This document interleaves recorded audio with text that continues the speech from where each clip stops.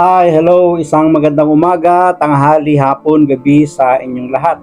Anong oras man ninyo napapanood ang bidyong ito, tayo po muli ay tutunghay ng ating pagbasa para sa araw naman ng Miyerkules, April 3, 2024. Hahanguin natin sa mabuting balita ni San Lucas, Kabanatang 24, mga talatang 13 hanggang 35.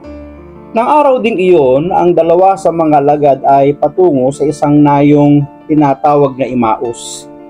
Pinag-uusapan nila ang mga pangyayari samantalang nag-uusap sila at nagtatanungan. Lumapit si Jesus at nakisabay sa kanila. Siya'y nakita nila ngunit hindi nakilala agad. Tinanong sila ni Jesus, "Ano ba ang pinag-uusapan ninyo?" At tumigil silang nalulumbay.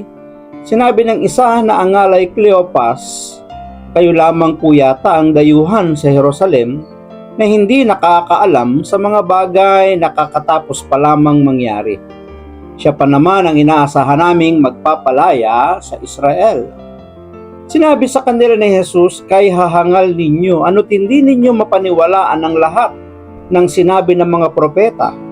Hindi ba't ang Mesiyas ay kailangang magbata ng lahat ng ito bago niya kamtan ang kanyang marangal na katayuan?" At ipiniliwanag sa kanila ni Jesus ang lahat ng nasasaad sa kasulatan tungkol sa kanyang sarili, simula sa mga aklat ni Moises hanggang sa sinulat ng mga propeta. Malapit na sila sa nayong kanilang patutunguhan at si Jesus ay waring magpapatuloy pa ng lakad. Ngunit siya ay pinakapigil-pigil nila. "Tumuloy na po kayo rito sa amin," anila, "sapagkat palubog na ang araw at dumidilim na." Kaya sumama nga siya sa kanila. Nang siya'y kasalo na nila sa hapag, dumampot siya ng tinapay at nagpasalamat sa Diyos. Saka pinaghati-hati at ibinigay sa kanila. Nabuksan ang kanilang paningin at nakilala nila si Jesus, subalit ito'y biglang nawala. At nawikan nila, "Kaya pala gayon ang pakiramdam natin habang tayo'y kinakausap sa daan at ipinapaliwanag sa atin ang mga kasulatan." Noon di tumindig sila. Pagpalain ng Diyos ang pagkabasa ng kanyang mabuting balita. Ang atin pong reflection or pagsasadiwa ay hahanguin natin sa Aklat ng Simbahay 2024. Siya pa naman ang inaasahan naming magpapalaya sa Israel. Ito ay mga katagang may halong panghihinayang sa mga naganap at sa kanilang inaasahan. Alam naman natin na ang kasaysayan na si Jesus ay inaasahang magiging tagapagligtas ng bayang Israel. At sa pamamagitan niya, ang mga taong bayan, lalo't ang mga ordinaryong mamamayan, ay nagkaroon ng malakas na pag-asa sapagkat tila baga nagkaroon sila ng kakampi. Gumawa si Jesus ng maraming kababalaghan at ang kanilang inaasahang magpapalaya sa kanila sa kamay ng bansang Romang umaalipin sa kanila. Ngunit ang nangyari, siya ay namatay sa pagkapako sa krus. Sa ating pagbasa, ang Panginoon ay sumabay sa kanyang dalawang alagad at nakipag-usap habang sila'y nasa daan.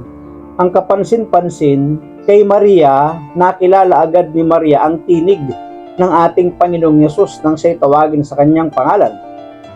Ang mga alagad sa haba ng kanilang paglalakbay at pangungusap ni Jesus, hindi man lang nila nabusesan ang tinig ng ating Panginoon.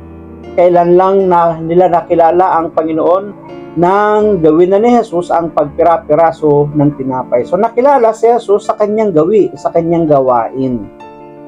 Ramdam ang tapat na pagkabigo ng dalawang alagad pa Imaus ukol sa inakala nilang pampulitikong Mesiyas.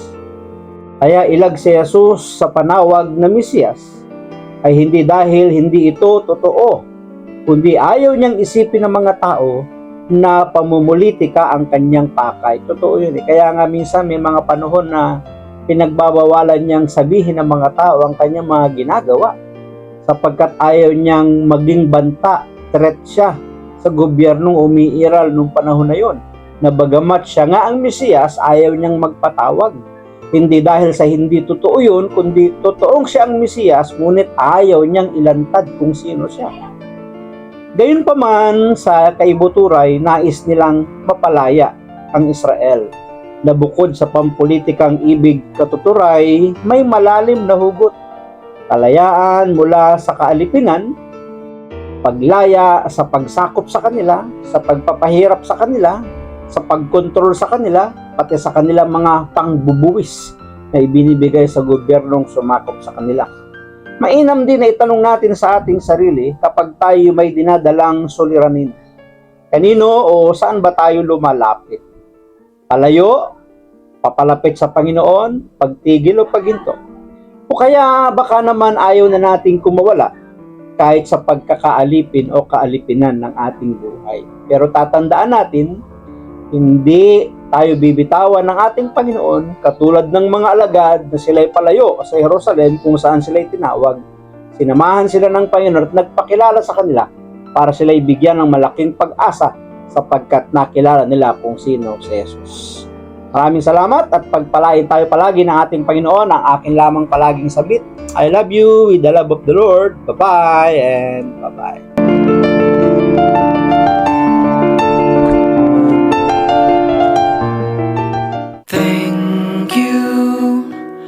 Thank you for your smile.